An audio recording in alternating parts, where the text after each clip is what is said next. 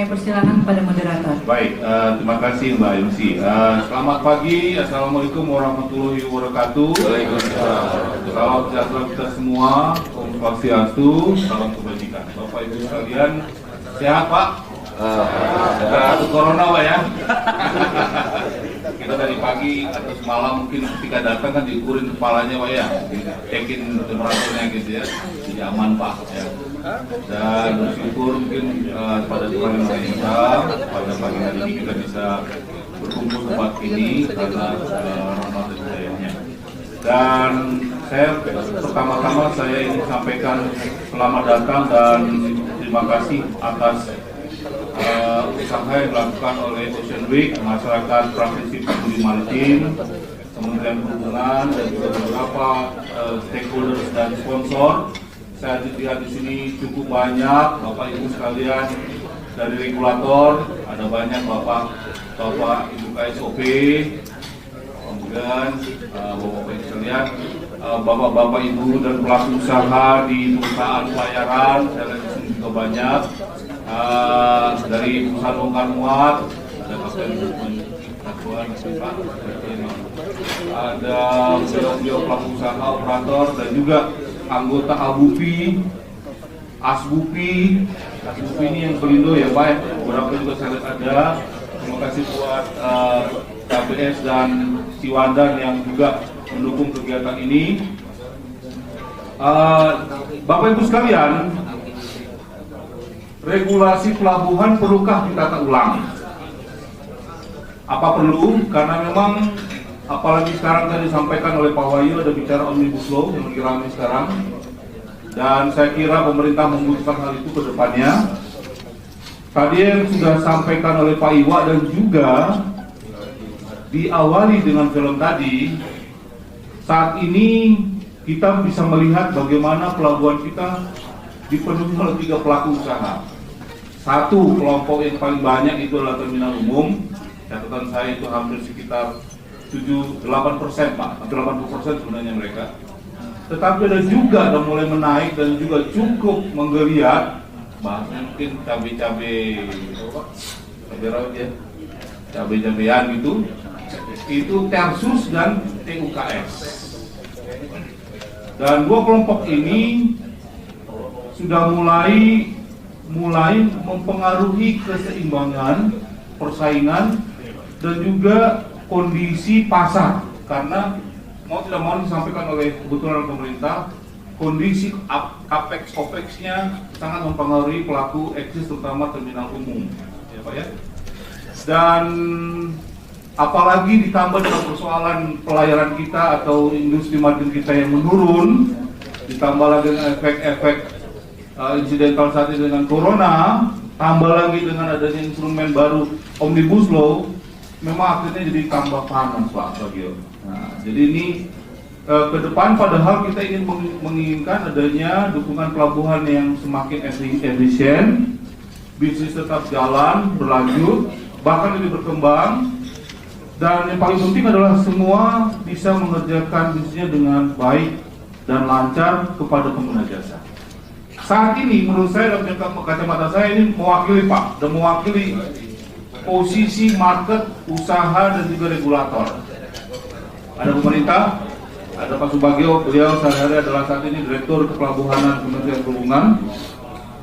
Ada pelaku usaha yang langsung di Priok, General Manager Bapak Suparjo. Ada pengguna jasa langsung ini mewakili INSA. Saya minta pengguna jasa sebenarnya seharusnya ada PBM ya Pak ya, tapi mungkin langsung aja mungkin pelayaran, ada Kapten Bitono yang mewakili INSA. Iya Pak. Ada kelompok ABUPI yang saat ini yang disampaikan Pak Febri tadi ada sekitar 70-an anggotanya Pak Febri ya. 70-an Asosiasi Badan Usaha Pelabuhan Indonesia yang merupakan sebenarnya gabungan daripada para operator TUKS dan Tersus. Dan yang terakhir adalah Pak Bay Hasani. Beliau dulu pernah mengabdi sebagai pejabat negara, saat ini sudah menjadi bagian dari masyarakat swasta Pak ya, sudah pelaku usaha juga. Jadi nanti beliau akan memberikan masukan, mungkin nanti akan membahas hal-hal yang kita diskusikan. Bapak Ibu sekalian, saya ingin membagi atau menyampaikan bagaimana kita cara berdiskusi. Kita ada waktu, Pak, sampai jam berapa Pak? Sampai jam 1 Pak kira ya? Ini ya 3 jaman lebih nih. Ya ada 3 jaman lebih. Agak lumayan diskusi. Mohon nanti diatur aja logistiknya Pak. Ada yang datang makanan-makanan, mohon langsung saja, bebas saja. Saya akan memberikan porsi 40-60. Kami ngomong 40%, Bapak Ibu 60%. Hasil Pak. Mau gimana Pak? Bapak kalau 6 orang, 30%, kami yang banyaknya 70%. Enggak, kami yang langsung menjawab juga nanti, menjawab. Bapak bertanya, nanti kita menjawab juga. Tambah lagi Bapak 60% nanti. Nanti mungkin nanti kita coba. Pokoknya nanti Bapak akan saya akan berikan banyak kesempatan. Jadi kira-kira 3 jam itu hampir sekitar 1-2 jam itu adalah versi porsi Bapak. Jadi nanti tolong saya dibantu nanti Pak Ridwan ya, siapa-siapa saja, supaya nanti jadi masukan kita semua. 3 yang kita diskusikan. Pertama, apa ada masalahnya? Oke, untuk Pak ya, persoalannya gimana? Lalu bagaimana pemerintah melihat itu? Yang kedua, sebenarnya seharusnya seperti apa? Dan yang ketiga nanti rekomendasi-rekomendasi. Nah, jadi diharapkan nanti dari diskusi ini kawan-kawan media di samping Ocean Week bisa mengkoleksinya dalam sebuah tulisan dan laporan yang baik dan nanti diserahkan kepada pemerintah. Mudah-mudahan sebagai referensi bagi pemerintah untuk lebih memperkuat posisi pemerintah dalam Omnibus Law. Ya, kelihatannya penguatan pemerintah lebih kuat dalam Omnibus Law. Namun kalau boleh lebih juga responsif dan adaptif dengan apa yang dikehendaki oleh pasar. Kira-kira begitu Pak, nanti kira-kira yang akan kita diskusikan sampai jam 1 nanti. Oke, baik. Modelonya mungkin Bapak Ibu, Bapak-Bapak sekalian, saya memberikan Bapak materi, lalu materi kita sharing saja Pak, nggak usah terlalu banyak materi, kita diskusi. Dan saya akan begitu bebas meminta Bapak-Bapak untuk memberikan masukan. Silakan Bapak berikan materi masing-masing. Kalau dalam catatan sini saya berikan materi pertama masing-masing 15 menit. Nanti akan kami langsung cross check atau crossing dengan pihak audiens. Untuk pertama saya berikan waktu pada Pak Direktur. Mohon izin Bapak-Bapak saya sebut nama saja Pak ya. Nanti supaya nggak disebut jabatannya supaya lebih enak Pak ya, supaya lebih bebas. Pertama saya mengarah, mari kita diskusi, kita mulai Pak kepada Pak Subagio, Pak Bagio. Pak, kira-kira sementara ini kita sudah tahu lah kalau kita sekarang ini pelaku usaha ini sudah tahu ada 3 kelompok tadi. Yang jadi masalahnya adalah pemerintah ingin melakukan penyeimbangan antara terminal umum dengan terminal non umum, yaitu Terpus dan TUKN dengan sebuah kebijakan namanya clustering Pak. Clustering ini tujuannya untuk memberikan kesempatan karena ada persoalan dari terminal umum kan gitu Pak ya, tidak mampu lah kinerjanya, keterbatasan dan sebagainya. Kita ingin tahu Pak, kira-kira ke depan seperti apa sih sebenarnya ini membuka kesempatan Terpus dan TUKN ini untuk lebih menjadi kuat atau bagaimana kira-kira arahnya? Monggo Pak. Terima kasih Pak Saud. Bismillahirrahmanirrahim. UPP di mana ya? Mungkin Jalan Jawa Timur. itu bodoh. Karena Situ saya pun baru KUPP ya. baru 5 bulan jadi direktur pelabuhan. Tapi saya bersyukur ya. Dan mohon maaf Pak Dirjen yang harusnya duduk di sini karena beliau hari ini dan Pak Menteri dari sini ada Rafin Pak, dan sebuah ada Rafin jadi dia nggak bisa hadir. Tapi saya cukup bersyukur. Di sana ada mantan Pak Dirjen juga di sini. Pak Ben. Artinya inilah ya, kita sudah ada tokoh-tokoh baik sekarang sebagai dia di bidang usaha maupun di regulator pasti menguasai penuh. Yang kedua, judulnya apakah regulasi tentang pelabuhan ditata ulang ya. Begitu saya dilantik jadi direktur pelabuhan, perintah pertama Pak Menteri yang menata ulang regulasi itu. Jadi sebenarnya udah jalan Pak. Jadi sudah jalan, cuma memang ya namanya proses itu ada kadang cepat, ada kadang lambat. Dan tadi sudah disampaikan, sekarang ada Omnibus Law. Nanti begitu Omnibus Law terbit, legal, tentunya peraturan-peraturan yang terkait akan menyesuaikan juga. Dan kami selama 5 bulan ini telah melakukan beberapa evaluasi, baik secara minor maupun mayor, terkait dengan, kalau kita terkait dengan regulasi ini tidak lepas juga dengan organisasi di Dirjen Perhubungan Laut Pak Saud. Jadi sekarang Perhubungan Laut juga akan melakukan reorganisasi khusus di Direktorat Kepelabuhanan, ya. Sementara kami usulkan ada beberapa subdit yang terkait dengan pemanduan kita akan mungkin geser dengan subdit lain yang punya tupoksi yang inline, misalnya dengan navigasi yang dengan alur, pemanduan terkait dengan alur dan sebagainya. Tapi masih proses evaluasi dan sekarang mungkin sudah di Menkom, ya. Ini adalah salah satu mengarah untuk perbaikan sistem pelabuhanan kita. Kalau kita bicara tadi regulasi, ya. Yang kedua, selanjutnya ke depan seperti apa? Jadi kami di sini juga berharap kita berpikir secara dalam kerangka KRI, gitu. Bukan kerangka ada abuti, ada ini dan sebagainya, ya. Kita coba menggeser agak proporsional. Kalau memang tadi kan ada clustering PUP versus TUKS, di tengah-tengah ada yang mungkin teman-teman agak Bapak Ibu di sini bilang itu yang menjadi topik hari ini ada versus TUKS yang difungsikan untuk pelayanan umum. Ada yang saya dengar enak banget, katanya seperti itu. Dan terkait dengan konsesi, permasalahan konsesi seperti apa? Tadi juga sudah diskusi informal bahwa konsesi itu mengandung kewajiban PUP yang sudah konsesi, pada saat konsesinya berakhir, aset harus diserahkan pemerintah. Ini yang akan menjadi dan forum ini tentunya ke depan ada 2 kalau nggak 3 momen besar di Dirjen Perhubungan Laut, ya. Satu adalah rapat kerja. Kami akan memasukkan substansi dari masukan ini untuk salah satu materi di rapat kerja nanti.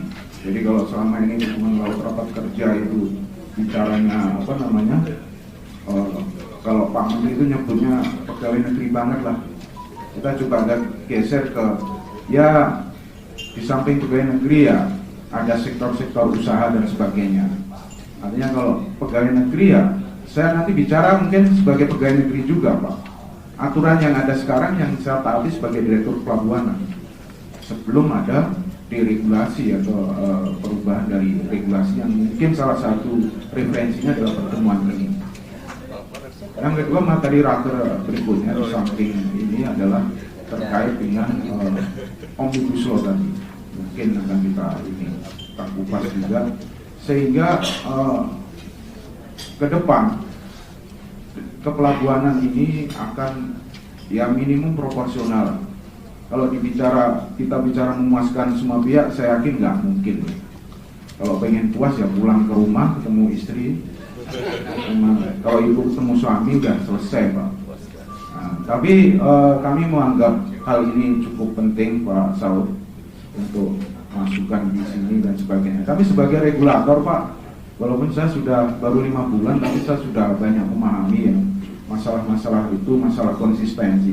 Kalau investor itu, dalam ini kan Bapak Ibu sebagai investor ya, dalam negeri, yang dibutuhkan adalah jaminan kepastian dan konsisten. Jadi kalau saya lihat bangunan pelabuhanan itu termasuk dalam regulasi pelabuhanan itu adalah suatu bangunan parsial. Kalau salah satu komponen itu nggak konsisten, bisa ambiar semua, Pak. Ini yang kami tuntut mungkin dari teman-teman di baik itu operator, user dan sebagainya, ya konsisten melaksanakan sesuai. Kalau menurut saya aturan yang ada sekarang itu sebenarnya sudah disusun dengan sangat hati-hati dan mengakomodir semua pihak. Ya, tapi kalau kita boleh mengakui ada di sana sini yang masih tidak konsisten. Hal ini yang perlu kita bicara di sini juga, Pak. Jadi kalau bicara regulasi pelabuhan ini apakah perlu dibenahi? Kami sudah mulai membenahi, baik itu secara minor yang bisa sampaikan dari sisi organisasi dan tentunya SDM yang ada di bidang pelabuhanan juga harus ditingkatkan kualitasnya, Pak Saud. Sekarang ada revolusi 4.0 dan sebagainya. Kita sudah mengarah ke smart port dan sebagainya. bagaimana sistem kepelabuhanan kita bisa meminimais logistik cost. Kalau bagian-bagian dari bangunan pasal tadi masih menjadi salah satu dalam tanda kutip sandungan-sandungan yang akan mengganggu sistem kepelabuhanan. Sementara itu dari saya, nanti kita lakukan pendalaman untuk lebih dalam lagi. Waktu saya serahkan ke Pak. Baik, satu lagi Pak Bagio. Jadi ke depan tadi saya mencatat memang ada unsur reorganisasi di dalam tubuh kementerian. Bapak tadi menyampaikan ada kata-kata deregulasi Pak ya. Dan lagi konsistensi, ada bahasa satu lagi kata kuncinya proporsional. Jadi ini ke depan ini arah pemerintah tetap menyeimbangkan semuanya, membuka semuanya, tapi pengaturannya gimana Pak kira-kira? Pengaturannya ini apakah semakin ketat, apakah semakin lebih dibuka atau dibebaskan? Kira-kira bisa ada message pesan-pesan umum Pak? Iya, mungkin saya mencoba ini ya, pesan Pak Menteri pada hari ulang tahun ABUDI ke-5 tanggal 21 Februari 2010. Karena kami bekerja atas komando dari Pak Menteri ya. Yang pertama itu adalah Pak Menteri adalah percepatan perizinan. Yang ini nanti mungkin bisa menjawab yang proporsional tadi Pak. Yang kedua, mempermudah dan mempersingkat proses konsesi. Yang mungkin ini nanti masih ada debatable ya. Konsesi dari yang seperti yang saya sampaikan. Yang ketiga, mendorong investasi swasta dan pemerintah daerah untuk menciptakan iklim persaingan yang sehat untuk menghapus monopoli dalam penyelenggaraan pelabuhan. Dan yang keempat, yang terakhir adalah pemisahan yang jelas antara regulator dan operator dengan mengoptimalkan peran otoritas pelabuhan.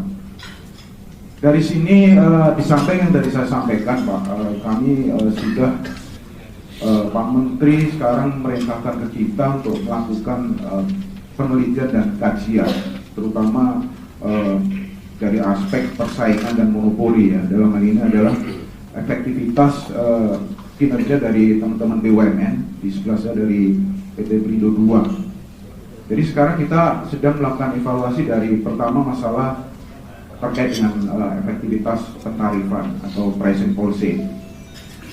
Kan Perindo, teman-teman Perindo selalu mengusulkan setiap tahun ada kenaikan tarif dan sebagainya. Yang itu kalau kita punya standar kinerja dan sebagainya, sudah wajar belum tarif itu selalu diberikan naik? Ini sedang kita evaluasi Pak. Yang kedua, yang terkait dengan pemisahan regulator dan operator.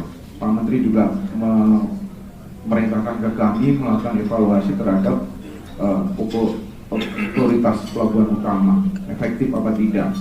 Dan yang menjadi pilot project dari kebijakan Pak Menteri ini ada beberapa pelabuhan yang diusahakan, yang nanti kita akan mencoba men-trigger sehingga akan menghasilkan suatu kinerja pelabuhan yang cukup kuat dengan daya saing tinggi, minimum secara bertahap meningkatkan daya saing sistem kepelabuhan nasional yang berimbas pada meningkatkan meminimais logistik cost yang ada di negara kita Pak. Sementara itu Pak. Baik, saya akan saya akan bagikan ini ke Bapak. Jadi saya coba belum masuk materi Bapak, tapi komen saja mungkin ya Pak ya. Jadi Bapak sudah tadi menyimak bahwa pemerintah akan tetap membuka deregulasi, memberikan tadi ada 4 hal: percepatan perizinan, lalu kedua bagaimana bisa merasionalisasi konsesi. Nanti sudah dibagi ada berbagai Pak pola konsesi dengan pemerintah, baik nilai, waktu dan juga investasi yang diberikan, dan juga membuka peluang daerah ini Pak, investasi daerah. Saya lihat di sini ada Pak di ABN Pak ya, Bapak kita beberapa pelaku usaha daerah yang lain, dan juga ini memperkuat positioning regulator yang seimbang dengan operator kan gitu. Kira-kira gimana nih Pak Parjo saya langsung ke pelaku usaha aja dulu, Pak Febri sama Pak Suparjo. Gimana Pak kira-kira dengan konteks seperti ini, sangat mendukung atau bagaimana Pak kira-kira menurut Bapak? Tidak ada ininya ya.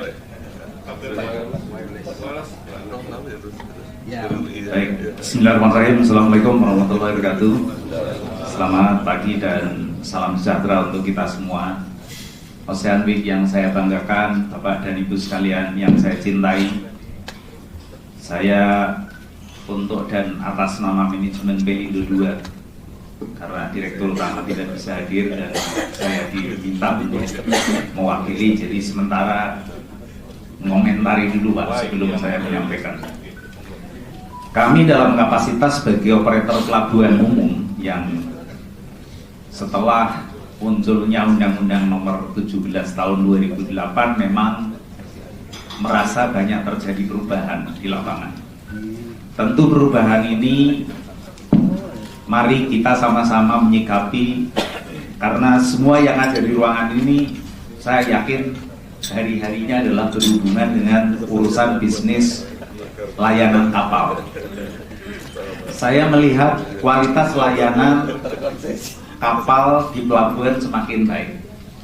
Meskipun secara umum nanti juga akan saya sampaikan di slide yang akan saya sampaikan, muncul banyak TUKS dan DUKS yang dipakai untuk melayani kapal-kapal barang umum.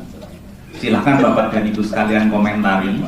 Saya dalam kapasitas sebagai profesional di Pelindo, tapi boleh juga dikatakan saya dalam kapasitas sebagai profesional karena saya adalah di lingkungan bisnis pelayaran.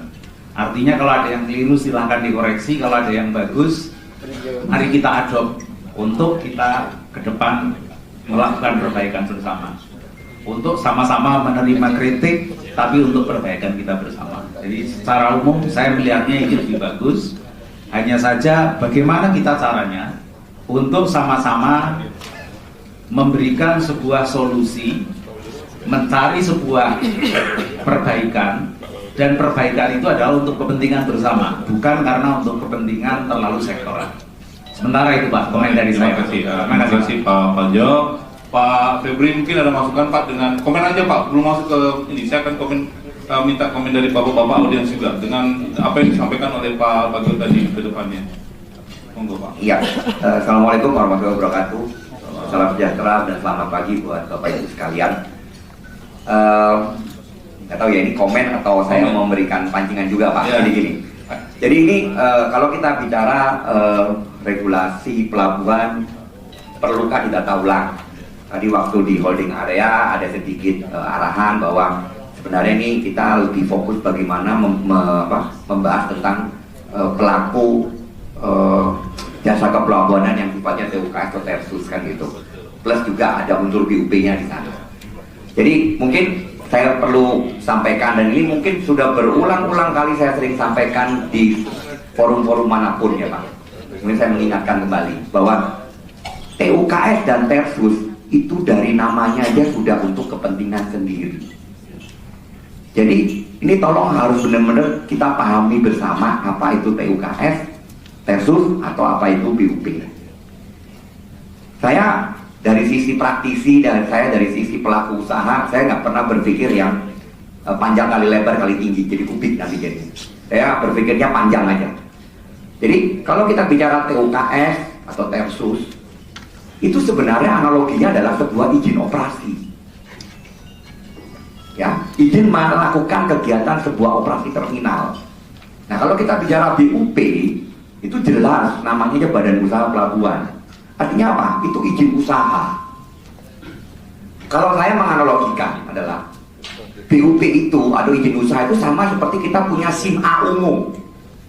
Saya punya SIM A untuk bisa mengendarai mobil, SIM A umum. Tapi mobilnya yang saya pakai untuk angkutan umum harus punya plat kuning. Nah, plat kuningnya itu adalah Tersus TUKS atau nanti menjadi terminal umum. Itu analogi yang selalu saya coba ingatkan di berbagai forum. Yang pertama. Yang kedua, kalau kita bicara TUKS Tersus, itu merupakan bagian daripada sebuah industri. Jadi ibaratnya kalau Bapak bangun pabrik, kemudian Bapak butuh gudang untuk menyimpan bahan baku atau untuk menyimpan barang jadi, gudang itu di dalam area pabrik. Dan itu hanya dipakai untuk pabrik Bapak sendiri, bukan dipakai untuk umum. Ini yang perlu dipahami, apa itu TUKS Tersus. Coba Bapak Ibu bayangkan, saya mau bangun pabrik pengolahan CPO misalnya, kemudian saya bangun gudang untuk menampung CPO saya, tangki timbun, tapi kemudian tangki timbunnya saya pakai untuk melayani orang lain juga, kan aneh. Terus ada pendapat, Pak, saya kan punya izin BUP. Nah, balik lagi, BUP itu izin usaha, bukan izin operasi. Jadi ini yang mungkin perlu kita harus sama-sama pahami dulu, Prof. Gitu loh. Karena banyak sekali teman-teman kita, khususnya teman-teman yang ada di daerah. Kalau kita bicara Jakarta mungkin sudah pada paham semua. Tapi teman-teman kita di daerah, di Kalimantan, di Sulawesi, di Sumatera, pemahaman terhadap apa itu BUP, apa itu TEPS TUKS masih simpang siur, Pak.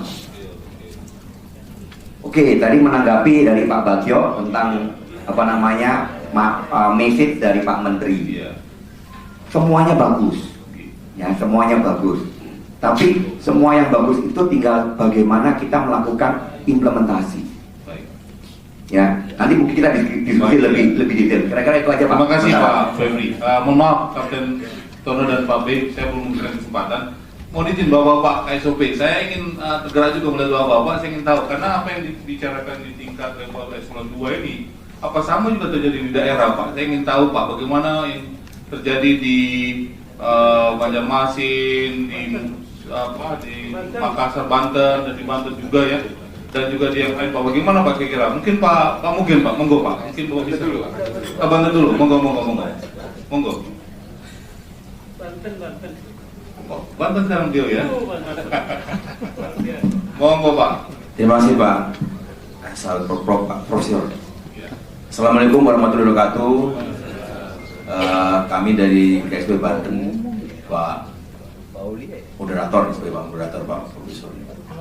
Dan para narasumber yang hadir di sini dan bapak-bapak, ibu yang menghadir di sini. Persoalan di Banten itu perbedaan antara BU dan TUKS dan Tersus ya. Karena di Banten itu 62 TUKS, Pak Moderator. Kami rasa perbedaan itu tidak lagi sudah mengerti semua, Pak. Tapi kita sekarang ini lagi ada masalah. Permasalahannya itu review rencana hidup pelabuhan yang berlarut-larut dari tahun 2018 sampai dengan 2020 belum selesai. Dikarenakan Pak Gubernur belum memberikan rekomendasi. Tadi saya baru mau berpikir apakah perlu saya tanyakan atau tidak, tapi karena saya ditunjuk untuk berbicara dahulu daripada Banjarmasin, dan ini saya sampaikan Pak, karena terkait dengan regulasi pelabuhan perlu kan kita ulang. Karena ada satu persyaratan untuk review rencana hidup pelabuhan itu harus ada rekomendasi dari Pak Gubernur. Dan dari tahun 2015 sampai dengan 2020 ini Pak Gubernur tidak mau memberikan rekomendasi.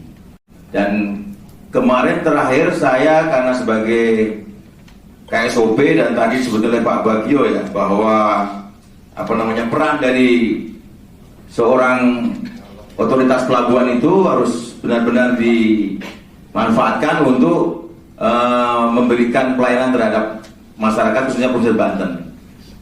Kemarin kami itu sempat dipanggil Pak Gubernur dan kami sampai di rumahnya Pak Gubernur menunggu sampai 9:30. Pak Gubernur tidak mau keluar, Pak,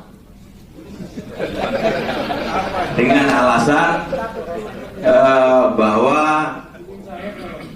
Corona menunggu perda zonasi. Jadi Pak Sekda yang ditelepon Pak Gubernur, akhirnya Pak Sekda ke rumah Gubernur dan kami berdiskusi dengan Pak Sekda. Akhirnya Pak Sekda memberikan statement bahwa jawaban saya sama dengan jawaban Pak Gubernur, Pak Victor, yaitu menunggu perda zonasi baru Pak Gubernur akan memberikan rekomendasi. Dan saya sudah memberikan masukan kepada Pak Sekda bahwa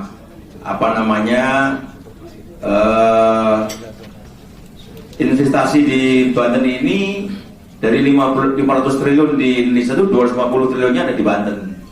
Jadi kesempatan untuk memberikan kepada masyarakat lapangan kerja dan sebagainya itu banyak sekali. Tapi Pak Gubernur tetap untuk menunggu Perda zonasi baru memberikan rekomendasi. Dan pertanyaan saya ini Pak Moderator, apakah harus kita ulang lagi persyaratan untuk review itu dengan rekomendasi Gubernur? Demikian Pak Desa. Terima kasih Pak. Terima kasih Pak Victor, Kasih Banten. Jadi Bapak Ibu sekalian, ini sebuah fakta bahwa deregulasi oke Pak. Ya, jadi pemerintah oke memberikan semua kemudahan percepatan, tetapi juga sekaligus juga dibutuhkan menyelesaikan masalah kan gitu ya. Ada persoalan faktual, ada wilayah-wilayah yang memang dilompati dan realisasinya pada RIP lembaga wilayah-wilayah operasi kan gara-gara RIP yang tidak pasti dan tidak jelas, akhirnya itu muncul kan Pak ya, kewenangan itu muncul atau keperluan itu muncul. Jadi menurut saya satu hal yang mungkin bisa tercatat di sini itu persoalan jumping out, jumping in ini karena memang persoalan RIP kita memang betul-betul fresh in peace Pak gitu. Ya, jadi benar gitu. Jadi kedepannya harus diselesaikan segera supaya kejelasan itu benar dan baik dan memberikan jaminan kepastian usaha. Saya berikan kesempatan kepada yang lain. Bapak Ibu ada mau memberikan komentar, masukan tentang pikiran-pikiran polisi pemerintah ke depan. Karena ini kan pikiran-pikiran dinamis. 1, 2, dan 3. Oke, saya 4 kira. Saya berikan 5. Oke, monggo Bapak Tengah dan Pak Ahad nanti kami Pak. Oke. Mohon izin mungkin agak sedikit singkat saja Pak ya. Terima kasih, Prof. Nama saya Nabri. Iya, Pak Nabri. Izin, saya lama di Banten 3 tahun 6 bulan. Bicara tentang regulasi tugas tata ulang, yang saya dengar tadi dari Pak Bagio dan Pak Parjo, saya kenal ketika saya sama-sama di Pelabuhan Tanjung Priok. Sementara ini kita berbicara tentang pelabuhan dari sisi perdagangan. Memang aneh di kita ini. Kenapa sejarah membuktikan itu? Kita negara besar, raksasa yang tertidur dari sesuatu maritim. Karena raksasa yang tertidur, maka kita melihat bahwa kita nggak bisa pungkiri bahwa pelabuhan-pelabuhan kita ini memang diperlukan. Berdasarkan hierarki, kita kenal utama, pengumpul, dan pengumpan. Maka apa yang diperlukan dalam hal ini? Undang-Undang 21, apa yang dikatakan Pak Parjo tadi adalah memisahkan hak monopoli sehingga terjadi operator dan regulator. Yang diperlukan adalah bagaimana mengharmonisasikan itu. Mengharmonisasikan itu diperlukan sekali untuk Pak Bagio barangkali visi dan misi besar pelabuhan itu apa sih? Karena dari visi dan misi besar pelabuhan itu baru kita bisa tafsirkan kemana kita akan mengarah. Apakah ini menjadi pintu gerbang, urat nadi, dan seterusnya. Saya melihat pelabuhan itu sebagai investasi dari suatu sistem transportasi negara. Karena yang diperlukan adalah, ini saran saja bagi Pak Bagio, bagaimana mengharmonisasikan itu, diperlukan satu adanya port regulation di dalam satu pelabuhan. Sehingga dengan port regulation itu kita bisa mengukur seberapa besar pelabuhan itu bisa dijalankan. Saya kira itu. Baik, Pak Nafri melihatnya lebih fokus pada spesifikasi uniqueness dari pelabuhan itu sendiri ya Pak ya? Yep. Jadi dia bisa sebagai gate, bisa sebagai hub, bisa sebagai macam-macam. Gitu Pak ya? Terima kasih Pak. Sampai dibantu Pak Saad. Terima kasih. Menyambung apa yang disampaikan tadi. Saya lebih fokus ke arah sebenarnya Undang-Undang Nomor 17 itu sudah transparan ya, terbuka dan itu sudah diuji.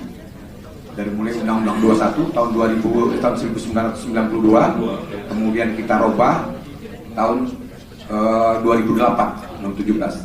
Di sana ada pelabuhan umum, ada pelabuhan khusus, ada TUKS. Sebenarnya unsur-unsurnya sudah jelas. Yang namanya pelabuhan umum itu apa? Yang namanya khusus itu apa? Kepentingan sendiri itu apa? Pastinya kalau namanya pelabuhan khusus itu di luar daerah lingkungan kerja, lingkungan kepentingan pelabuhan umum, maka dia jadi namanya PLSUS. Kalau dia TUKS, terminal untuk kepentingan sendiri, dia berada di dalam daerah wilayah kerja. Ya, kan itu saja rumus. Tetapi kalimatnya, yang namanya khusus adalah ini adalah industri. Ada industri tertentu, ya, tertentu yang membutuhkan pelabuhan untuk membawa kegiatan, mempercepat dan seterusnya. Kenapa diberikan pelabuhan khusus? Karena tidak ada pelabuhan umum di sana atau pelabuhan terlalu jauh. Ada beberapa unsur. Demikian juga TUKS, terminal untuk kepentingan sendiri. Karena terminal umum atau pelabuhan umum itu tidak bisa melayani. Ada beberapa unsur sehingga diberikan perizinan seperti itu. Jadi sebenarnya mari kita dalami. Kalau aturan itu sudah menurut kami udah baik kok, udah sekian tahun kita uji, nggak ada masalah. Tetapi permasalahannya penafsiran dalam pelaksanaannya yang banyak, ya banyak yang mungkin yang keliru. Mari kita perbaiki. Kalau kita bicara mari kita tata kembali, saya katakan menurut saya, mari kita tata pelaksanaannya yang mungkin ada yang keliru. Kemudian bicara ke dalam, yang namanya umum, pelabuhan umum itu udah umum. Umum itu adalah kepentingan umum, barang umum, orang pekerja umum, kegiatan umum di sana harus dilayani, ya enggak? Jadi katakan saja sekarang pelabuhan umum PT Tanjung Priok, pelabuhan Tanjung Priok itu pelabuhan umum, maka di sana ada apa? Ada pemilik barang masuk, ada shipping line masuk, siapa saja, ya. Kemudian ada BBM di dalamnya, perusahaan bongkar muat, itu harus ditangkap. Dipastikan aturannya itu. Ya aturannya itu apa? Ya dibagi dong. Mana yang dilakukan oleh si operator pelabuhan, mana yang dilakukan oleh pemain-pemain lainnya. Di sana ada MKL, ya. Di sana ada freight forwarding, di sana ada BBM. Itu semua ada organ dan seterusnya. Semua itu ditampung. Itu namanya umum. Ya Pak ya. Nah, itu satu.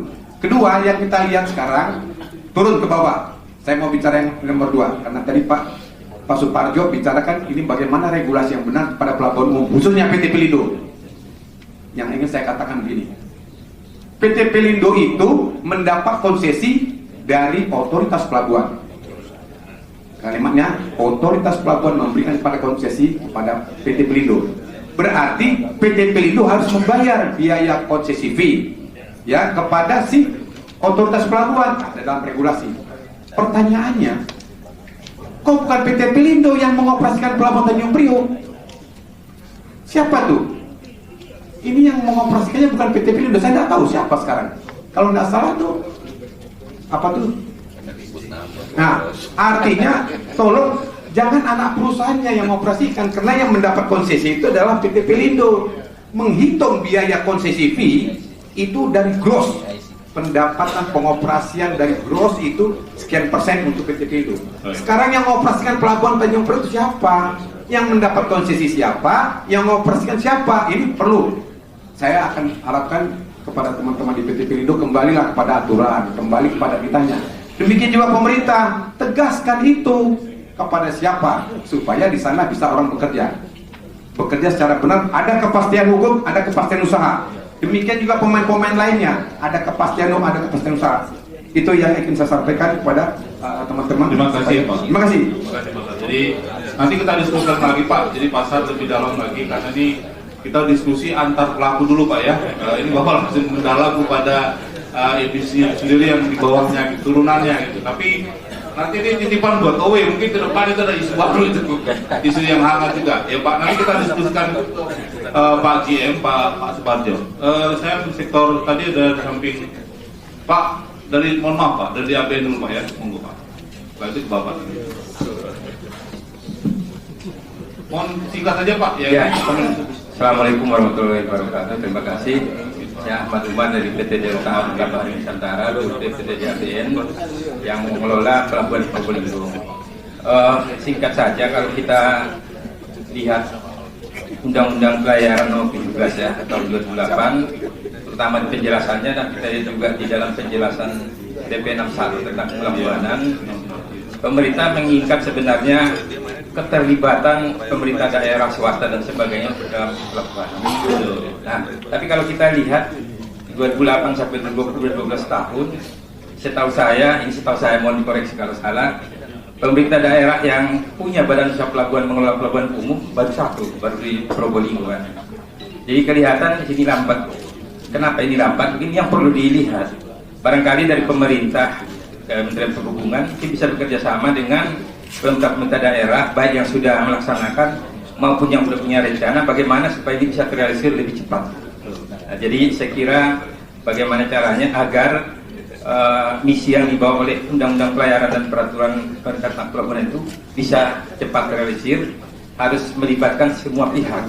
Dalam hal kita bicara keterlibatan pemerintah daerah melalui badan usaha pelabuhannya yang mungkin perlu lebih ditingkatkan lagi. Mungkin sebentar itu. Terima kasih Pak Umar. Jadi ada unsur daerahnya perlu didorong Pak. Saya bergerak di sektor ini. Monggo Pak. Terima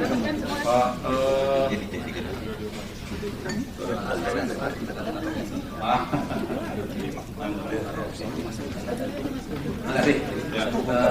Prof. dan semuanya nasional. Perkenalkan, nama saya Haji Muhammad Tauhid dari DPW APBNP Sumatera Barat. Saya dari Pelabuhan Teluk Bayur sejak tahun 79 yang lalu.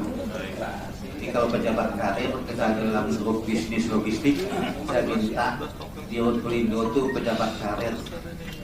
Alhamdulillah sekarang Pak Arif ya Pak ya. Jangan cari BPJS lagi yang ngelola Pelindo.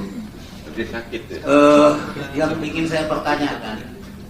Komen Pak, komen aja Pak dari komen masukan Bapak dari Pak Bagir. Yang membayar konsesi tentang BUP ke pemerintah itu adalah Pelindo. Tetapi kenapa PT PTP anak cucunya Pelindo juga mendapat izin BUP melalui KP 818 tahun 2014 di penghujung Menteri Pengendalian. Jadi saya ragu Pak, sekarang di khusus kami Teluk Bayur, semua uang-uang jasa itu dibayarkan kepada rekening PTP, bukan lagi kepada rekening Pelindo. Ini lucu nih. Yang selanjutnya monopoli, memang terasa kami Pelindo monopoli Pak.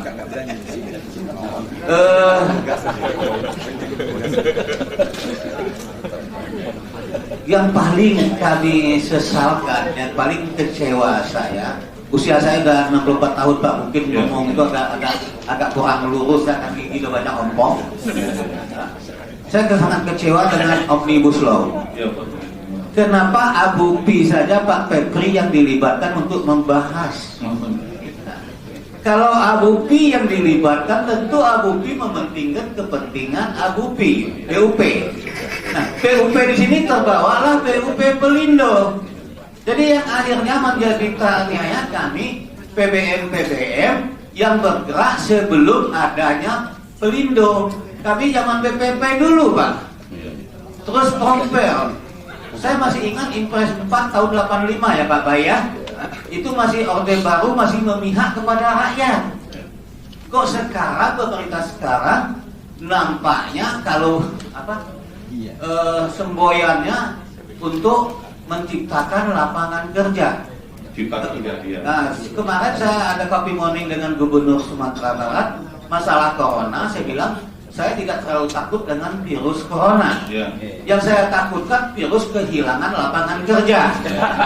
Itu. Mudah-mudahan Pak virus rugi Pak, virus rugi.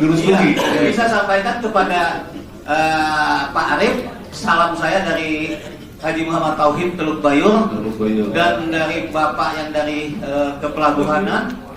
Tolong juga, saya datang kemarin lagi kopi morning Pak, karena ada undangan via WA, karena ada pertemuan dengan Pak Menteri. Betul Pak Menteri orang kampung saya ingin bahasa Palembang dengan beliau. Ternyata hanya diwakili oleh bagian hukum, oleh Kementerian Perhubungan. Saya kecewa sekali. Kenapa Pak Menteri tidak hadir? Kita ingin menyampaikan unek-unek langsung itu pada beliau supaya ini sampai. Maka kalau ke bawah ini jujur saja nanti mungkin agak suka menyampaikan kepada pimpinannya. Sama dengan Pelindo biasa yang hadir-hadir seperti di Dirlala dulu, tak siapa-siapa yang hadir.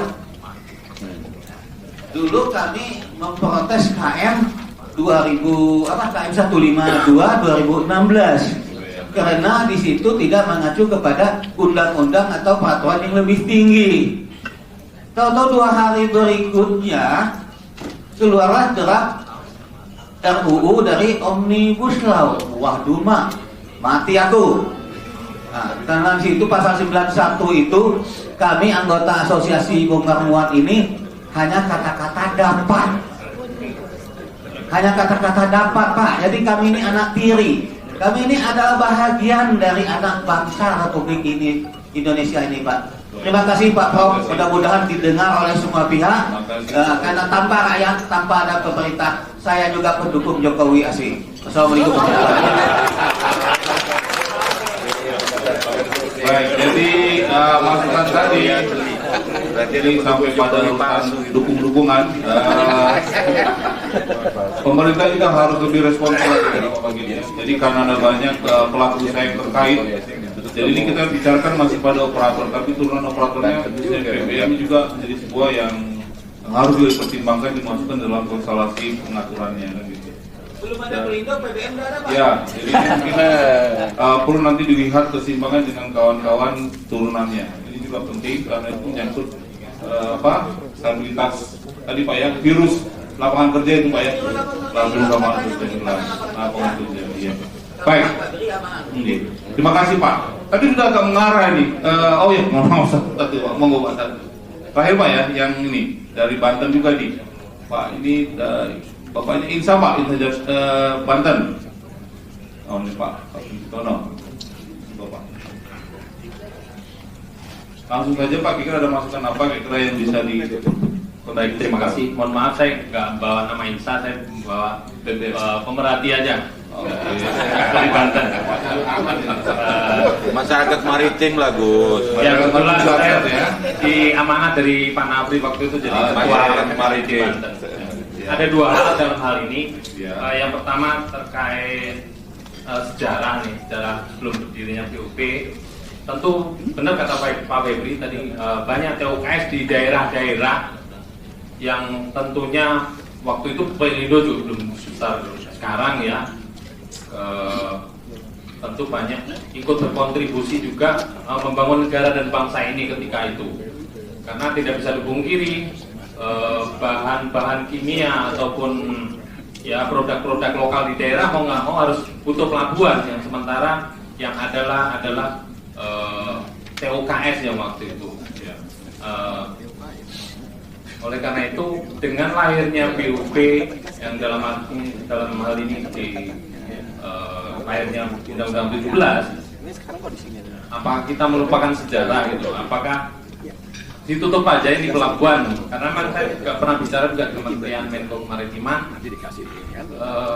dengan dikasih abu-abu seperti ini dilema buat kami di lapangan, karena ini ada aparat yang ikut memperhatikan juga yang notabene akan jadi masalah buat kita di lapangan. Maksudnya apa Pak ini tutup pelabuhannya atau BBM-nya itu? Pelabuhannya Pak. Pelabuhannya apakah dihitamkan sekalian atau ditutup atau diputihkan? Kalau diputihkan seperti apa jalannya? Jangan dikasih abu-abu begini. Jadi kami yang di lapangan ini terutama di Banten jadi agak ngeri sedap juga gitu. Karena ada aparat juga. Nah ini komentar saya, mungkin jadi pancingan juga. Kalian apakah perlu diatur lebih detail lagi? Kita lupakan sejarah aja. Kalau lupakan sejarah, yaudah tutup aja itu perusahaan-perusahaan itu. Itu yang pertama. Yang kedua, terkait OPP-OPT nih Pak. Masihkah diperlukan tarif OPP-OPT? Karena di lapangan ini jangankan tarif OPP-OPT ya Pak, PBM aja kadang-kadang masuk juga susah gitu loh.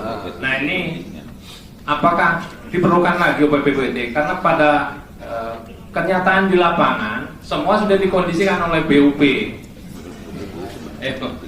Itu realita di lapangan. Nah ini mungkin jadi pancingan juga buat kita semua.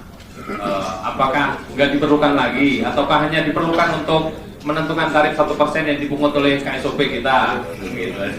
Itu aja pancingan saya. Terima kasih Pak. Jadi kebijakannya pun harus dilihat holistik ya, dari sisi pentarifan yang tidak hanya satu fase semi saja OPP-OPT, tapi juga komplit pelayanan dari sebuah pelabuhan, bahkan sampai logistik. Jadi mungkin sebuah mungkin homework dari pemerintah memformulasikan ini dalam bentuk langsung bukan kuantitatif tapi kualitatif, Pak. Mungkin dalam formulasi yang lebih satu rantai komersial. Terima kasih, Pak. Kita sudahi dulu untuk versi pertama, dan ini menuju jam 11 kita. Sekarang kita masuk yang agak panas sedikit, yaitu bicara masalah Pelindo. Mohon maaf ini Pak, saya mau memposisikan komandan ini sebagai bagian dari Pelindo. Tidak, saya mau mengambil posisi Bapak sebagai profesional. Terus mari kita melihat secara jernih, Pak ya. Kita sudah akui Pelindo menjadi bagian pemerintah dan memberikan banyak nilai tambah pengembangan, catatan pengembangan. Selama ini kelihatan real sampai ke 20 dan segala macam. Itu Pelindo juga punya. Tapi kita lihat dulu dari kacamata Pak Parjo yang ada di Priuk, seperti apa sebenarnya persoalan itu dan bagaimana Pelindo sendiri dalam konteks Priuk itu mengelolanya dalam versus TUKS dan monggo Pak, bisa sharing. Baik, terima kasih Profesor selaku moderator, Bapak dan Ibu sekalian. Saya akan menyampaikan beberapa hal, cuman karena waktunya terbatas, jadi nanti kalau ada yang kurang-kurang, mungkin di antara kita, saya yakin sebagian besar sudah punya nomor telepon. Beliau itu, saya monitor Bapak terus loh Pak, di grup Pak. Jadi apa yang Bapak sampaikan tadi memang hari-harinya selalu saya baca. Jadi nanti mari kita diskusikan. Pak, saya ini punya 11 halaman. Halaman ini sengaja saya ambil dari ketentuan perundang-undangan yang ada, sehingga kalau toh ada keliru itu saya copy paste kok. Cuman sengaja saya buat agak simpel.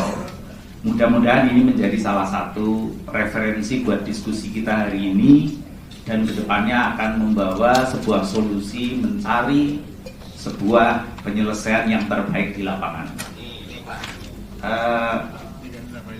Tolong kalau mau ditampilkan silahkan ditampilkan, tapi kalau tidak ditampilkan juga tidak apa-apa. Tapi materinya sudah saya sampaikan kepada Profesor. Saya menggarisbawahi seperti yang saya sampaikan tadi. Referensi saya adalah Undang-Undang Nomor 17 tahun 2008. Itu sebagai salah satu referensi yang paling mendasar. Walaupun sudah berjalan belasan tahun, tapi hasilnya tadi disampaikan oleh abang kita, Bang Nafri, senior saya juga, Bang Nafri. Jadi itulah salah satu referensi yang kita lihat. Terus kemudian ada beberapa hal. Ada PP tahun 2009, 61. Itu tentang kepelabuhanan. Itu juga merupakan salah satu referensi yang kita pakai dalam menjalankan pelabuhan umum. Tadi disampaikan juga oleh sebagian masukan, bagaimana dengan pelabuhan umum, bagaimana dengan TUKS, bagaimana dengan DUKS dan lain sebagainya. Saya pikir ketentuannya ini sudah lengkap, ketentuannya ini sudah ada, tinggal implementasinya. Tapi betul juga tadi disampaikan oleh kawan kita, Pak Sahat menyampaikan, bagaimana kok Pelindo mengoperasikan pelabuhan umum, fakta di lapangan dioperasikan oleh anak perusahaan, tidak dikerjakan sendiri. Mungkin ini memerlukan waktu cukup panjang untuk mendiskusikan ini, tapi faktual di lapangan, iya Pak, betul Pak. Memang Pelindo, saya mohon maaf agak fokus saja, Pelindo 2 dengan 12 cabang, itu kurang lebih memiliki anak perusahaan sekarang, walaupun tidak saya katakan detail, anggaplah 18. Itu masing-masing sesuai dengan sub-bidang masing-masing. Ada yang ngurusin alat, ada yang ngurusin bongkar muat. Seperti cabang, seperti tugas saya sehari-hari, urusannya adalah hal-hal yang berhubungan dengan penguasaan lahan, Pak. Lahan pelabuhan dari sebelum Undang-Undang 17 terbit sampai dengan Undang-Undang 17 terbit sampai dengan hari ini, itu lahannya juga masih banyak yang dikuasai bukan oleh pelabuhan sendiri, tapi malah dikuasai oleh orang-orang tertentu yang secara umum sebenarnya mereka tanpa hak. Saya nggak sebut lokasi, tapi puluhan hektar lahan dikuasai oleh masyarakat yang notabene mereka tidak punya hak apapun tapi menguasai lahan itu.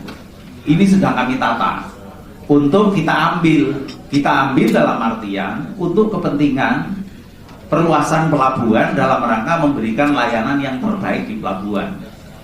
Saya sebut saja lah, misalnya di Tanjung Priok, sebegitu luasnya lahan dikuasai oleh masyarakat berpuluh-puluh tahun, kita mau ngambil saja untuk perluasan pelabuhan, harganya mohon maaf selangit Pak. Sementara kita dituntut untuk memberikan layanan yang terbaik, tapi lahannya terbatas. Akhirnya kita sama-sama tahu Tanjung Priok kita terpaksa reklaim. Reklaim bukan karena kenapa reklaim? Karena lahan yang kita miliki dikuasai oleh masyarakat. Itu salah satu pertimbangan. Kemudian terminal khusus yang ada di Indonesia itu di Undang-Undang 17 ini pada pasal 110 dan pasal 134. Terus kemudian terminal untuk kepentingan sendiri 135 dan 144. Kita sama-sama tahu, tinggal nanti referensi kita mau menerjemahkannya seperti apa, kita sama-sama melihat untuk detail implementasinya. Terus saya coba masuk ke halaman berikut. Hal-hal yang berhubungan dengan definisi tadi juga disampaikan. Definisinya itu udah jelas, mana DUKS, mana TUKS, mana pelabuhan umum. Clear ya? Clear. Tapi fakta di lapangan ada yang disebut dengan DUKS. Tadi saya apresiasi untuk Pak KSOP atau Kasabandar Banten, Pak Victor. Jelas kok yang pelabuhan umum itu mana, yang pelabuhan DUKS mana dan TUKS mana. Tapi faktanya, mari kita berkaca diri sebagai anak bangsa lah. Faktanya yang DUKS untuk bongkar muat pelabuhan umum barang umum juga ada, yang TUKS untuk bongkar muat pelabuhan barang umum juga ada. Ini kan menjadi salah satu permasalahan kita. Ayo kita komitmen, kita luruskan. Mungkin di antara kita rata-rata usia kita mungkin sudah di atas 45 lah ini. Artinya kalau kita luruskan sekarang, ke depan generasi penerus kita akan lebih mudah. Tapi kalau ini kita biarkan, sudah sepanjang jalan kita itu beda pendapat melulu, efeknya apa? High cost ekonomi. Ujung-ujungnya nanti biayanya juga tinggi, kinerjanya juga tidak seperti yang diharapkan. Betul ya Pak ya? Itu yang saya lihat. Terus kemudian peraturan TUKS pada Permenhub nomor 20 tahun 2017. Kenapa saya ngopi saja? Bukan karena saya bisanya kopi paste. Saya salah ngomong, nanti pulang nggak nyampe Priok, nyampe Kemayoran nanti saya ada yang nyegat. Mendingan kita bicara bareng-bareng. Kalau toh salah, mari kita perbaiki bersama. Kalau toh memang harus direvisi, ya sepanjang pemerintah dan sepanjang masyarakat menghendaki revisi, ya revisi saja untuk kepentingan bersama. Kalau persoalan saya kerja di Pelindo, ini hanya masalah waktu kok. Saya juga bakal pensiun. Saya juga mau bikin BBM kayak Bapak nanti. Buktinya banyak kok. Bener ya Pak ya? Nah iya. Ya mungkin juga saya nanti juga pensiun. Bisa saya jadi dosen. Dosen yang bener, jangan asal ngomong. Mohon izin Pak Narto ya. Jadi niat saya yang saya sampaikan di sini, mari kita perbaiki bersama. Saya apresiasi untuk Ocean Week. Hampir tiap tahun ngadain, makanya setiap ngadain saya selalu nyumbang karena hasilnya bagus. Iya. Luar biasa Pak Iwan. Ini profesor kawan saya, bukan karena saya diskusi di ruangan ini saja. Setiap beliau ke Jakarta pasti saya telepon, Prof kapan ke Jakarta? Minggu depan. Ketemu dong, mau apa? Saya mau belajar. Minimal biar mirip profesor. Itu yang saya sampaikan Pak. Ini masih ada kurang lebih 7 halaman. Kalau waktunya cukup ya saya terusin. Kalau waktunya nggak cukup, Saya kasih 5 menit lagi Pak. Saya lewatin. Diskusi Pak. TUKS dan DUKS. Terus kemudian hal-hal yang dapat berpengaruh bagi operator pelabuhan umum dan Permenhub tahun PM20 tahun 2017. Pak, saya kerja di pelabuhan masuk tahun 94 Pak. Saya berkarir dibimbing oleh senior kita Pak Narto. Saya di pelayaran Pak. Tapi mohon maaf Pak, nyesel Pak saya. Kenapa nggak saya di pelayaran aja dulu? Karena ternyata beda pendapat dulu. Enggak Pak, saya udah tahu rumah Bapak keren bener. Tapi inilah kita bertukar pikir Pak. Artinya kita ke depan, mari kita sama-sama melakukan perbaikan. Seminar jangan hanya cuma seminar. Beda pendapat jangan cuma beda pendapat. Mari kita berkomitmen, kelirunya di mana mari kita perbaiki. Saya ngalamin ditaruh di salah satu terminal setelah Undang-Undang Nomor 17 Tahun 2008 timbullah namanya Pelabuhan New Priok Container Terminal 1. Sahamnya dimiliki oleh asing. Saya ditaruh di situ. Ternyata Pak, betapa menariknya bisnis pelabuhan kalau dikelola dengan benar. Pelabuhan itu luasnya saya asumsikan, bukan asumsi lah, faktanya saya tahu 40 hektar. Kapasiti 1,5 juta teus. Pegawainya Pak di perencanaan, saya mikir itu menjelang 1000. Begitu bikin perencanaan 650. Dan sampai dengan hari ini saya yakin belum 650. Kapasitinya kemarin tahun 2019 itu kurang lebih tercapai sekitar hampir 1,2. Tapi begitu kita bandingkan dengan pelabuhan lain yang dikelola sendiri, mungkin cuma 1 juta, pegawainya hampir 1000 Pak. Artinya inefficiency cost. Dengan seperti itu, mari kita perbaiki bersama. Jadi kehadiran pelabuhan asing yang masuk ke Indonesia, kita belajar, tapi jangan cuma jadi pegawai. Mari kita pelajari betul, dan mari kita terapkan untuk pelabuhan-pelabuhan umum berikut. Ini pengalaman saya 4 tahun ditaruh di sana, ternyata luar biasa Pak. Luar biasa, yang lain gajinya gede Pak di sana Pak.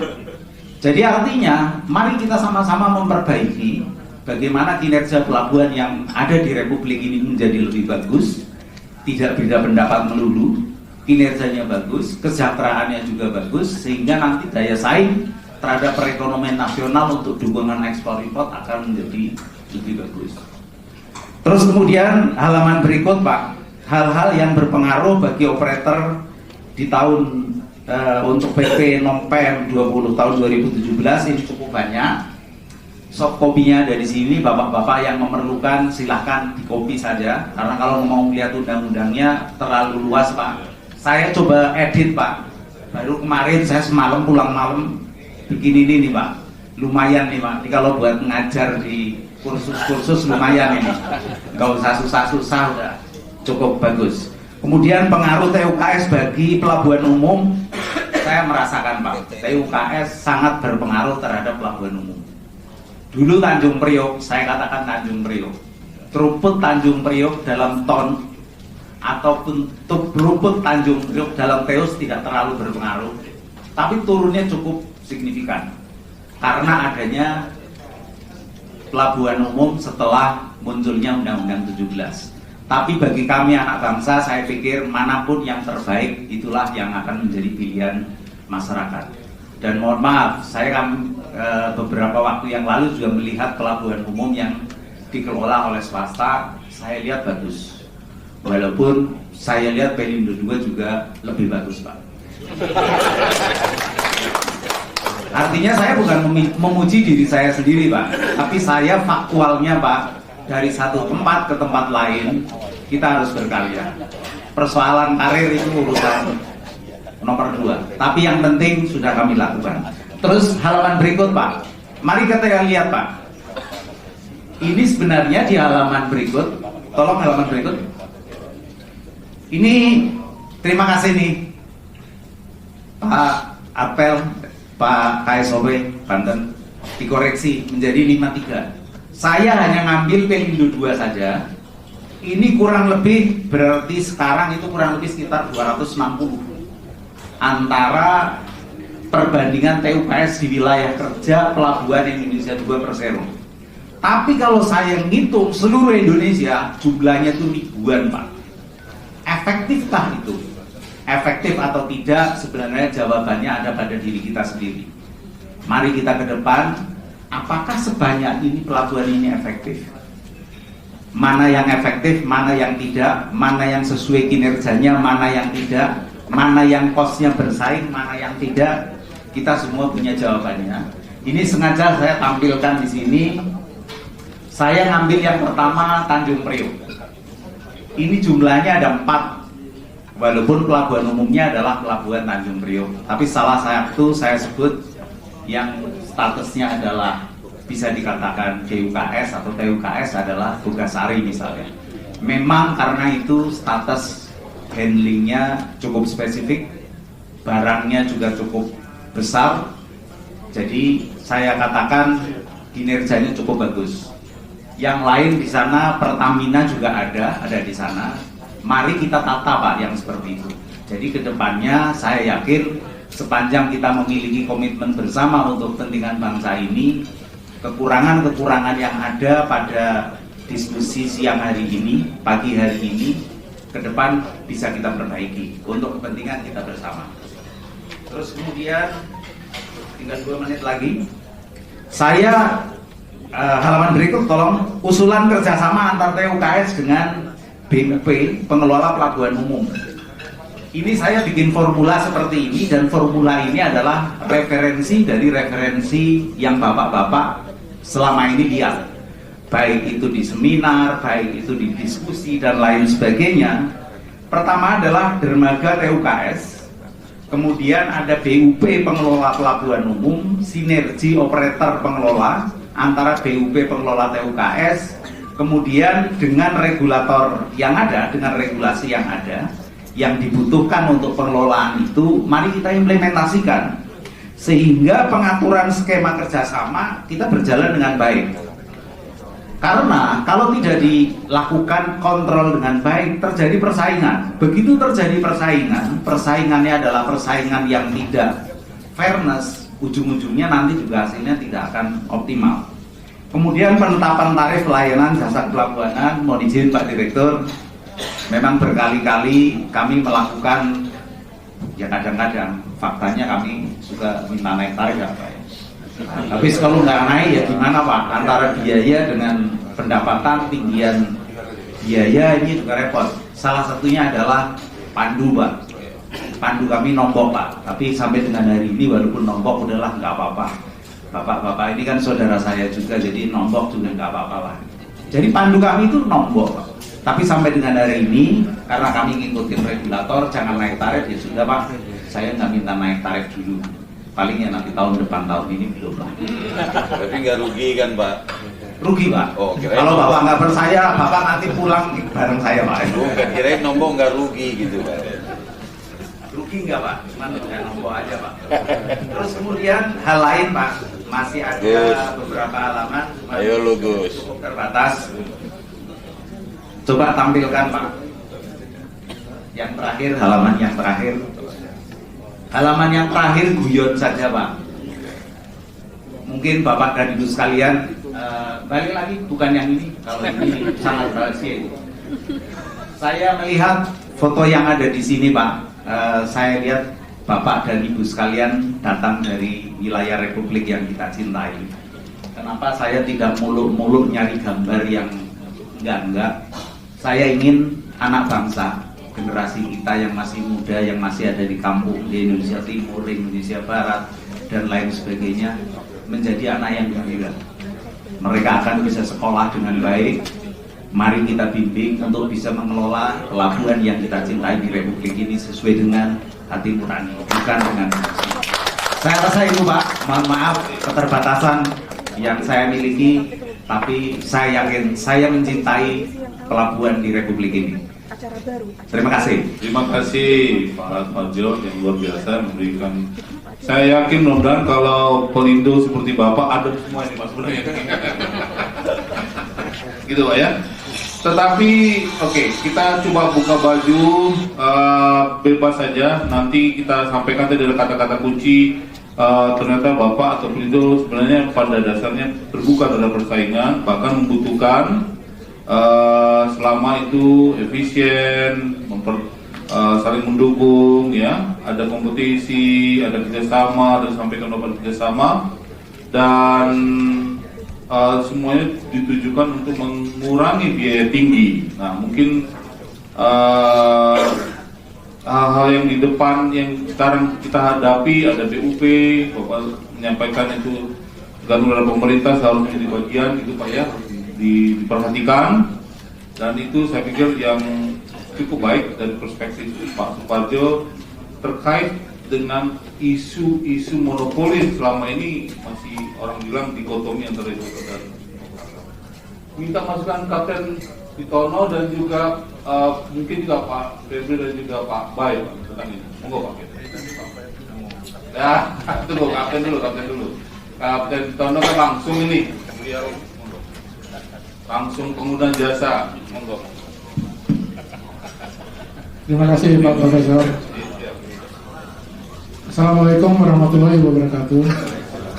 Mohon izin saya mewakili ketua kami Ibu Karmelita yang berhalangan dan hadir pada sesi ini karena keperluan yang lain. Kalau berbicara mengenai pelabuhan dari sisi pengguna jasa, saya mencoba menanyakan kepada diri sendiri, siapa sih yang perlu pelabuhan?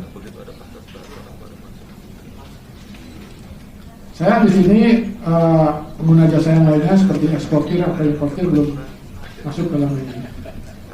Cuma kalau kita ingat kepada beberapa puluh tahun yang lalu, zaman boomingnya kayu gelondongan, tidak ada pelabuhan di Kalimantan, toh barang jalan. Di Vietnam beberapa puluh tahun yang lalu tidak ada pelabuhan, toh kontainer bisa keluar. Tapi ada empat hal yang harus kita catat di sini, bahwa kita perlu efektif, efisien, safety, dan security. Inilah yang kita kehendaki bagi para pelaku bisnis pada setiap pelabuhan. Kalau ini empat ini nggak ada diperlukan, ya kayu gelondongan juga bisa keluar waktu itu. Jadi dari perspektif inilah Pak Profesor, saya dari pelaku industri mencoba ingin memberikan masukan, apakah itu pelabuhan umum, apakah itu TUKS, apakah BUP. Empat hal ini harus ada di semua terminal. Itu yang kita kehendaki. Saya ada sedikit membawakan presentasi, tapi kemudian pada bagian akhir aja. Yang bagian akhir ada dua hal, yaitu di situ ada harapan dan saran kita dari pelaku industri untuk pelabuhan TUKS. Bisa tolong ditampilkan Pak?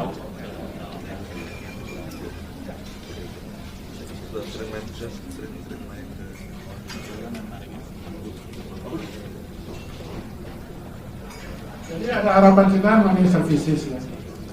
Pelaku usaha pelayaran meminta agar pelayanan kapal yang akan sandar dapat dilakukan dengan seefisien mungkin. Dokumentasi juga nggak usah neko-neko, sederhana, cepat dan efisien. Faktor safety, pengelola TUKS diharapkan memberikan jaminan keselamatan dan keamanan pelayaran bagi kapal yang bersandar di TUKS.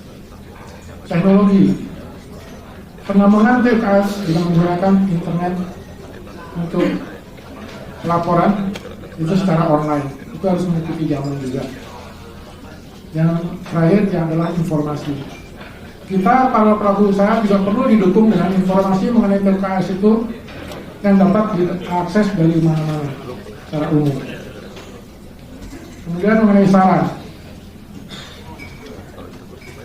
Lanjut satu lagi silakan. TUKS agar tetap pada pakemnya sebagai penunjang bisnis utama pemilik terminal dan menggunakan kapal sebagai paket bisnis utama terminal tersebut. Jadi kalau bisa barangnya sendiri ya barang sendiri aja lah, nggak usah lagi kepada barang-barang yang lainnya. Standarisasi TUKS minimal ISO 9001 tentang kebijakan mutu.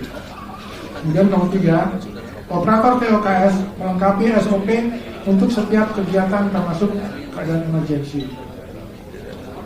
Nomor 4, data batimetrik terminal agar diupdate dan sarana bantu navigasi secara memadai untuk menjadi approach kapal. Dan yang terakhir, ini penting Pak, tarif memang bukan hal yang urgent. Tapi saya mengutip apa yang dikatakan Pak Febri, kita perlu value edit. Tarif boleh naik, asalkan ada value editnya juga naik. Jangan value editnya nggak ada, tarifnya naik. Atau dengan kata lain, no service no pay lah. Jadi kalau nggak ada service ya, buat apa kita hitung? Satu lagi Pak, TUKS hendaknya bekerja sama dengan BUP. Karena menurut Peraturan Menteri Nomor 121 Tahun 2018, yang bisa bernegosiasi tarif atau kesepakatan tarif itu adalah antara BUP dan pelaku. Jadi kalau terminal akan menentukan tarif sendiri, itu tidak ada dasar hukumnya. Dan ini akan menjadi problem polemik bagi yang lain. Saya rasa itu dari saya. Baik, terima kasih Kapten. Jadi Bapak sudah mulai dengan materi Bapak, tapi tidak masalah. Saya tetap ingin meminta komentar Pak Febri dan Pak Baik tentang positioning Pelindo ke depan nih, bagaimana ini kan ada isu. Kita ingin, apalagi kan isu ke depan ada holding. Pelindo kan jelas kan semakin besar Pak. Semakin menggurita, dia mengholding, itu gimana menurut Abu Febri? Ya, terima kasih Pak Moderator. Terus terang dari tadi saya sangat tergelitik nih, jadi saya udah mulai panas sih sebenarnya. Apalagi saya mendengar penjelasan dari Pak Suparjo dari Pelindo kan gitu kan. Kasih minum dulu. Ya. Kasih minum. Jadi kalau kita lihat dari penjelasan Pak Suparjo, seolah-olah Pelindo sebagai BUP BUMN itu sangat mengedepankan referensi terhadap peraturan perundang-undangan dari PP 61 lah, Undang-Undang 17, Peraturan Menteri tentang TUKS Tersus dan segala macam. Harusnya memang begitu karena BUMN. Namanya aja BUMN, harus referensinya adalah peraturan perundangan. Harusnya lebih canggih daripada kita yang swasta terhadap pemahaman peraturan perundangan. Cuma saya mau bicara aktual sekarang. Kalau kita bicara di Pelabuhan Tanjung Priok, tadi disebutkan ada 4 TUKS. Kita tahu bahwa TUKS itu adalah terminal untuk kepentingan sendiri. Artinya kegiatan TUKS tersebut hanya untuk kepentingannya sendiri. Tadi diambil contoh Terminal Bogasari dan Terminal Pertamina. Yes, itu betul untuk kepentingan sendiri. Pertanyaan saya sekarang, bagaimana dengan status Terminal Vopak? Satu. Kedua, Terminal Ekanuri. Ini 2 terminal ini melayani umum. Vopak bisnisnya adalah tangki timbun, penyedia jasa tangki timbun. Siapa yang pakai tangki timbunnya? Semua orang yang mau nyewa. Jadi bukan untuk industrinya Vopak. Pertanyaan saya, Pelindo sebagai BUMN, di mana lokasi TUKS yang ada di wilayah Pelabuhan Tanjung Priok? Kok diem? Terminal Ekanuri melayani apa? Untuk kegiatan shore base. Siapa yang pakai? Sinop, Petrosi, Medco. Itu umum. Kalau kita bicara Tanjung Priok. Kalau kita bicara Banten, ada 52 TUKS. Yes, betul. 52 TUKS atau 53 lah. Ya 62. Dari total itu, yang memang melakukan kepentingan sendiri, yes, ada. Ada contohnya, Chandra Asri. Dan ada grupnya Bakri. Ya, itu melakukan kepentingan sendiri. Asahimas. Pertanyaannya, yang TUKS tapi melayani umum, ada berapa? Nah, ada yang nyaut kan? Contoh, Terminal Vopak lagi di sana. Ya, BMT, Merakmas. Gak usah kita menutup mata Bapak Ibu di sini. Kita semua tahu kok itu. Ya kan? Nah, kalau kita bicara kembali ke peraturan, ini bertentangan apa enggak gitu. Itu yang pertama. Yang kedua tadi waktu paparan Pak Suparjo yang halaman terakhir, sinergi. Tolong ditampilkan Mas. Ini juga kayaknya ada sedikit yang tidak pas. Di situ ada pola skemanya. BUP pengelola pelabuhan umum bekerja sama dengan BUP pengelola TUKS. Sejak kapan TUKS harus dikelola oleh BUP? Mana aturan yang mengatakan itu? TUKS berhak dikelola oleh pemilik izin TUKS-nya sendiri. Kalau dia mampu. Kalau dia tidak mampu, baru dia bisa bekerja sama dengan pihak kedua. Yaitu apa? Bisa sebuah badan usaha yang punya izin BUP atau badan usaha yang punya izin PBM untuk melakukan kegiatan bongkar muat barangnya. Jadi tidak ada TUKS dikelola BUP, itu nggak ada istilah itu. Coba deh nanti Pak Mbak atau Pak Sahat yang dari mantan-mantan Kementerian Perhubungan, benar nggak TUKS dikelola BUP? Jadi tolong Bapak Ibu sekalian ya, kita harus memahami posisi kita saat ini. Saya juga seringkali mengingatkan ke teman-teman TUKS dan Tersus, kalau Anda memang ingin berbisnis, mendapatkan pelayanan melayani umum karena bisnis Anda di situ, ya Anda masuklah menjadi terminal umum dengan proses apa? Konsesi. Kalau Anda ingin punya kepentingan sendiri, nggak melayani umum, ya jangan main-main di umum gitu loh. Karena apa? Contoh di Pelabuhan Banten, nggak usah Banten deh, tempat saya di Marunda dah, nggak usah jauh-jauh dah. Berapa terminal yang dapat konsesi? Artinya melayani umum. Berapa terminal yang sifatnya TUKS tapi juga melayani umum? Apakah kita nggak bersaing bunuh-bunuhan dalam satu wilayah pelabuhan? Ya itu yang pertama, Marunda. Belum lagi tempatnya Pak Widi, Pak Alugoro di Banten. Saya tahu persis itu. Jadi tolong teman-teman TUKS, Tersus dari sisi pengusahanya, berpikirlah ulang. Kalau Anda memang ingin menjadi terminal umum, punya income revenue terhadap jasa kepelabuhanan, ikutin aturan, konsesi. Tapi kalau Anda ingin hanya sebagai kepentingan sendiri, ya sudah TUKS titik. Nggak ada Anda memungut tarif bongkar muat di TUKS, itu nggak ada. Karena tarif bongkar muat barang itu udah masuk dalam perhitungan biaya produksi industrinya. Termasuk membangun dermaga TUKS itu bukan investasi. Investasinya itu pabriknya. Dia bangun dermaga karena pabriknya butuh dermaga. Jadi bagian daripada itu, bukan dikomersialkan. Itu harus disadari. Itu yang dari sisi pengusaha. Yang kedua, dari sisi regulator. Kalau Anda sudah tahu ada TUKS Tersus yang tidak punya izin melayani umum sementara, tapi tetap melayani umum, kok nggak berani menyetop? Pertanyaannya di situ. Gitu loh. Nggak usah kita bicara mau izin ya, pakai KSP Banten, RIP dan segala macam. Ya itu adalah rencana induk pelabuhan, harus ada rekomendasi gubernur, betul. Tapi ini sisi teknis operasi. Jelas-jelas tuh Tersus TUKS tidak punya izin melayani umum sementara dari menteri. Kok boleh melakukan kegiatan umum? Kan aneh gitu loh. Ini di Banten, belum lagi di Samarinda, di sepanjang Sungai Mahakam, banyak sekali tuh. Sampai KPK turun baru ribut, kan gitu. Jadi ada dua hal yang harus kita lihat ya. Pertama, kita dari sisi pengusaha yang mengusahakan kegiatan kepelabuhanan, dan dari sisi regulasinya, regulatornya. Semua aturan sudah bisa dibuat dengan baik dan benar. Yang namanya aturan bikinan manusia, gak ada yang sempurna Pak Prof.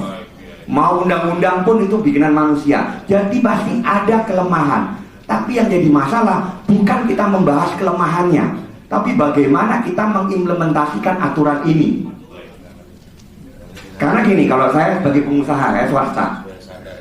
Yang namanya pengusaha swasta tidak pernah mau punya pemikiran melanggar aturan, itu udah pasti. Ngapain kita berusaha tapi melanggar aturan? Nggak pernah punya pemikiran di situ. Tapi kalau aturannya tidak mendukung usaha saya akan berpikir 1000 kali gimana ya caranya ya, gimana ya loophole-nya ya, gimana mengatasinya ya. Namanya pengusaha kan nggak boleh manja, rugi tanggung sendiri, untung makan sendiri kan gitu. Kalau pengusaha rugi boleh dibagi, nggak apa-apa, saya suka itu, saya mau kerugian saya share, kan gitu. Tapi untung ya jangan lah, makan sendiri kan gitu. Nah, jadi itu yang mungkin harus kita pahami gitu kan di diskusi hari ini. Jadi kita jangan selalu berbicara di atas, kita lihat ke bawah, down to earth-nya aktual di lapangan seperti apa, gitu kira-kira. Terima kasih. Terima kasih Pak Febri. Jadi Pak Moderator bisa menanggapi ya. Nanti saya berikan ya. Jadi sabar. Pak B menambahkan. Jadi saya ingin melokalisasi dulu persoalan. Jadi ada persoalan ternyata. Jangan sudah ditutup itu Pak. bro. Repot itu lokalisasi. Konten ya, saya supaya tidak mau jauh kemana-mana bahasannya. Tadi saya mendapatkan tadi ya. Sebenarnya ini sudah kelihatan bahwa Pak Pandu sampaikan ini masa kembali ke isu Pelindo. Pelindo ternyata dalam konteks beberapa kasus punya kontribusi melayani dan juga mengkondisikan dalam konteks kerjasama dengan DKR. Lalu itu akhirnya mendistorsi pasar yang ada karena pangsa pasar yang seharusnya dimiliki Pemda Umum diambil oleh TUKR, gitu ya. Dan tentunya tadi persoalannya supply dan demand Pak Bey. Berarti kan kalau saya secara logis melihat ada apa kok mereka lari ke TUKS atau ke TRS yang itu ada masalah. Mungkin Pak Bey bisa memposisikan bagaimana kira-kira komen Bapak mengehokan itu, mendukung atau bagaimana kira-kira. Baik, terima kasih. Karena saya sebagai mantan dan pelaku sekarang kan gitu Pak, tengah-tengah sekarang juga saya memang ada sebagai user ya, tempat-tempat yang saya bergabung ya, khususnya juga di aspek regulasi. Nah, ini kembali ke ini aja Pak, ke judul ini kan, apakah perlu ditata ulang? Tapi fokus tadi seperti disampaikan oleh Pak Ketua OE tadi waktu pembukaan pelabuhan versus TUKS. Saya nggak pakai pelabuhan umum ya, karena terminologi di undang-undang nggak ada yang namanya pelabuhan umum, nggak ada terminal umum nggak ada. Tapi yang ada pelabuhan, ada terminal khusus dan terminal untuk kepentingan itu ada terminologinya semua. Nah, sebetulnya regulasinya itu udah jelas sebetulnya, udah jelas termasuk turunannya ya dari undang-undang PP Permen. Ya mungkin yang lebih banyak mungkin terjadi distorsi itu kan di lapangan, di tahap eksekusinya. Nah kalau saya kembali aja ke regulasi yang ada saat ini aja dulu Pak ya, yang saat ini aja dulu dibenahi. Contoh misalkan masalah Tersus atau TUKS, itu kan sudah jelas sebetulnya bahwa Tersus itu kan terminologinya itu terminal di luar daerah lingkungan kerja, daerah lingkungan kepentingan pelabuhan, sebagai bagian dari pelabuhan terdekat yang digunakan untuk melayani kepentingan sendiri sesuai usaha pokoknya. Nah, kalau TUKS ya hampir sama terminologi, cuma berada di dalam DLKR DLKB, ya, merupakan bagian dari pelabuhan itu sendiri, bukan bagian pelabuhan terdekat. Nah, saya nggak bicara soal izin-izinnya dulu ya, tapi kita bicara di operasionalnya. Di operasionalnya, karena kita terkait dengan kepentingan sendiri. Di PP maupun di PA sudah diatur untuk membuktikan bahwa itu untuk kepentingan sendiri harus